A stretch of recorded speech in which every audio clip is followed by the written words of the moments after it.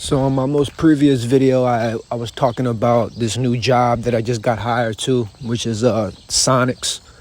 I got hired at Sonic a couple days ago. I'm already hired. I'm already technically employed at that restaurant. But prior to me getting hired, I was already filling out multiple different applications. So I just got scheduled for an interview at Domino's as well. I'm gonna go. You know what I'm saying? I'm not gonna turn down the interview. I need as many options available as possible. See, this is what you call real grind right here. And in my previous video, I was basically talking about how certain people they got too much pride in themselves to accept these types of jobs. Man, you got to start off somewhere, man. You got to start off somewhere, bro. Domino's actually might be better for me compared to Sonic. And then again, I might be able to work both jobs. I might be able to make both of them fit. Here's what I could do. When I have this interview, I could talk to him. I could be like, hey, man, I'm looking for part-time. I'm looking for a part-time job over the weekend. I could go to my employer at Sonic. I could talk to my employer and break it down to them and be like, hey, man, these are the days I'm available to work. I got a second job that I need to be at. I could try to make both jobs. I could try to fit in both if I can. If I could fit in both and make them both work, I'll do both. I'll do Sonic and Domino's if I can. Or if Domino's might just possibly be a better option for me, they might have a better pay. Their pay rates might be better. They might give me better hours. I don't know. It might just be better overall. Less hectic, less people I got to deal with, etc., etc. Right? So we're going to see. And then I might possibly be having another interview after this. So this is what you call a real grind right here, man. You got to start off somewhere, man. A job is a job, man. And it's not about how much money you get. It's not about how much money you make, It's about what you do with your money. See, I'm investing my money right now. I'm invested in gold, silver, crypto, stocks, all of that. I'm investing in all of that. I'm saying I'm getting ready to open up a retirement account, whatever they call them, 401ks, RIAs, whatever you call them things, man. There's all types of different things I'm doing. I'm not like a expert investor or anything like that, so I still got studying to do. But I'm looking into all of that, man. ETFs, all different types of things I'm looking into and researching. But I'm planting the seeds for all of these different things. Retirement funds, you know what I'm saying? Gold, silver, crypto, whole life insurance. And with whole life insurance is different from regular life insurance. Most people, when they think of life insurance, they think of, oh, well, that's money that your family gets after you die. But that's not totally true. There's certain types of life insurance policies that you can get that you can actually borrow from the policy, and it's like you can actually benefit from it while you're still alive. I mean, why call it life insurance if you can only benefit from it after you die? You're not the one benefiting from it. Your family's the ones that's benefiting from it after you die. That's death insurance. You know what I'm saying? Like, that's not life insurance. That should be called death insurance. So most people are thinking about, when they think of life insurance, I call it death insurance. And that's what people are really thinking of. But life insurance, which is called whole life insurance, you can actually benefit from it. But it takes years. It takes compounded interest. You got to put money into it for years before you can actually benefit from it. But that's another thing I'm looking into. Right? And all these things compound interest over time. You don't need a huge income to do those things. You just got to be disciplined and you got to be patient. Right? You know, and I'm saying, so it's like a job is a job, man. At least I'm not sitting around, not doing nothing. So this is my second interview of the month of May. Then when June comes, I'm probably gonna have more interviews set up and put into play. Next month, I plan on having more interviews. I'm not just gonna stop there. I'm gonna work my way up until I get a better job. I'm not just gonna stay working fast food. Eventually, my goal is really to get a welding job because I have a welding trade. So I'm looking to get an entry-level welding helper job. And with that job, I'm making anywhere from in between $15 to $20 an hour. With a Domino's job, I might be making around in between $10 to $12 an hour. Sonics, you making anywhere from in between $8 to $10 an hour. So of course, I'm still making over $1,000 a month working at Sonic. Domino's, I'd be still making just a little bit over 1,000. But I get a welding helper job, I'm making in between $2,000 to $3,000 a month with that type of job. You know what I'm saying? So that's what I'm really aiming for. I'm aiming for that welding helper job. So I'm making 2 to 3 bands a month. But for now, let me get the job where I'm making in between $1,000 to $1,500 a month. That's still decent.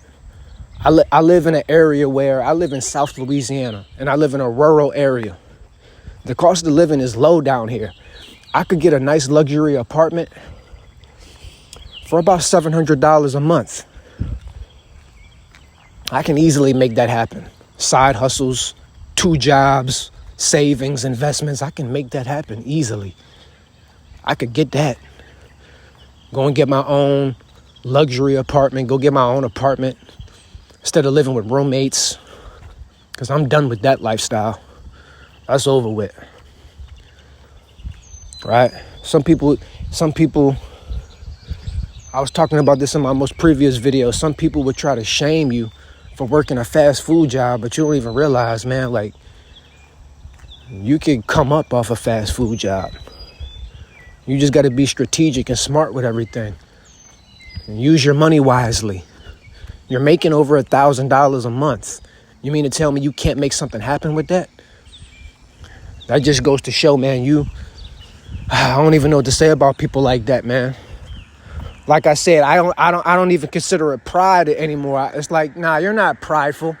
If you was truly prideful, right? Because a person who just sits around and plays video games all day and smokes and drinks, it's like, you're not prideful. You're putting on some type of facade like you got like so much pride in yourself that you can't go work a fast food job. No, because if you were truly prideful, you'd get up and go get a job. You wouldn't want to sit around with no income coming in. I can't do it. I cannot do that. No income? Living off somebody? Oh no, living off other people? No. That's not my style. Okay? That's not my style, man. So, I'm gonna do what I gotta do. But that's the message of the hour, man. Put y'all pride to the side, because it's really not even pride at this point. I think it's just pure laziness. I think it's pure laziness, man. Pure laziness. You can definitely make something pop off with a fast food job. You just gotta manage your money correctly. Income is income. A paycheck is a paycheck.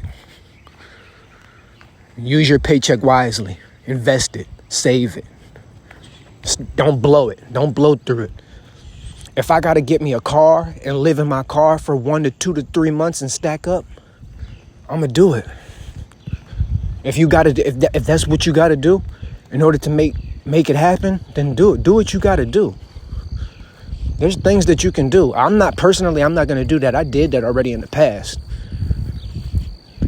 I already got money saved up. So once I get my job, I can easily go get me an apartment and do what I gotta do. But I seen one video recently, it said, it was titled, The Day in the Life of a McDonald's Worker. This dude had like 1 million views on the video, I think. And it's like, he in the video, cool. He going to work, he getting up and going to, but it's like he like in the video, it's like he just seems like miserable, sad. Like, bro, you got a YouTube channel that's popping. You got 1 million. Like, what are you huffing and puffing about, bro? All that negative energy, man. I'm not gonna say he was just like having just completely just negative energy throughout the whole video, but you could tell, like, come on, bro. You know what I'm saying? YouTube is already a huge opportunity. You do realize you can make money from YouTube, right? This dude has a channel that's already monetizable, 20,000 subscribers. My channel at this current moment, as I record this video, I don't even have 700 subs yet. I still got to get to 1,000 subs before I'm fully monetizable. Of course, I can monetize myself before then in certain types of ways. For example, I could come out with my own merch, etc., etc. There's different things I could do. I've gotten, in the past on this channel, I've gotten people to donate money to me on my Cash App. And my Cash App is it's in my bio on my YouTube channel. When you go on my YouTube channel and you look under my YouTube banner, as a matter of fact, I'm gonna just leave the link to my Cash App in the comment section. If anybody want to donate, there's probably going to be nobody that's going to donate to me, but I'm going to leave it in the comment section regardless and pin it to the top of the comment section. I didn't have that happen before. So technically speaking, I technically already kind of monetized myself through YouTube already in a way. But in order to get monetized from YouTube and Google themselves to where I actually get a real legitimate paycheck in the mail from YouTube and Google, technically from Google, because Google owns YouTube. YouTube is owned by Google. YouTube is Google. In order to get that Google paycheck or that YouTube paycheck, I still need 1,000 subs and 4,000 watch hours. I'm not that far away. I'm almost there, as long as I keep pushing through. But that's already a major opportunity right there. So I'm already doing YouTube. So why not just turn it up a notch, reach my goal of being able to get monetized through this platform? Now you got a passive income, right? Now you got a passive income. And there's other things that I do to make money online. And we could talk about that in some future content real soon. I'm gonna talk about, I might just talk about that in my very next video. In my very next video, I'm gonna do that. I've been watching videos on YouTube about the day in the life of a McDonald's worker or the day in the life of a fast food worker. I've been seeing a lot of those videos on YouTube. I've mostly been seeing women make them. That's another thing I noticed. I noticed that women typically don't get shamed as much for working fast food jobs. They'll get applauded for it, especially if they're attractive. But I noticed that it's more acceptable to shame and tear down men who work fast food jobs. It's funny to me, right? That's another thing I've noticed. I know other people have noticed that too. But hey, can't nobody shame me because I got a job and I get a paycheck. So I'm gonna have my own crib. Eventually I'm gonna get this YouTube channel more popping, get my brand more popping as I build it up, and all the other things I'm doing on the side. And I got a trade. I still didn't get my college degree yet. I'm gonna be getting my college degree hopefully by the end of this year. But I got my trade already. I got my welding trade. That's what I need. That's what I needed, to where I can step my game up and get me a welding job eventually. It's going to take me a little bit longer to get that job, but eventually I'm going to get it because welding is already, as a matter of fact, just a few days ago, because I went to the Workforce Commission. And when you go to the Workforce Commission, they typically help you get a job. They'll They give you a career counselor, and the career counselor will help you with a resume, and they'll send your resumes out to whichever employers they need to send them out to. And she sent my resume out to a welding employer in my area, and sure enough, he actually gave me a call back later on that same day. He told me that the position I'm looking for is not needed right now, but they will need it very, very soon, and he'll give me a call back when that time comes. Now, I'm not going to rely on that. I just went ahead, filled out another application, and I'm just going to stay on top of it and just call them myself. I'm going to stay on top of it because that employer, he might forget about me. Realistically, he's not going to call me back. He might forget. So I'm just going to stay on top of it. I went ahead, filled out another application. When I'm ready, I'm going to call them back sometime over the summer. Because eventually, the position I'm looking for is going to be available. And if not, then I'll just go back to the Workforce Commission and have my career counselor send out my resume to other welding employers in the area until I get me a welding job. Because once I get the welding job and I upgrade from fast food, now look, it's just a stepping stone, man.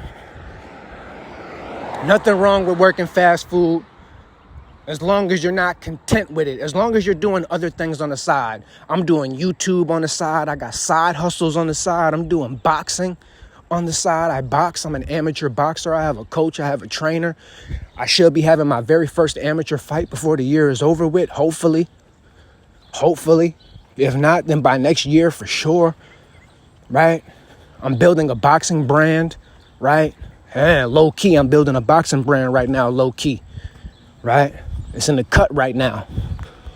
See what I'm saying? Like, and then I'm still enrolled in college right now. I'm still working on getting my degree. I already got my welding trade. Now I just got to get the actual college degree.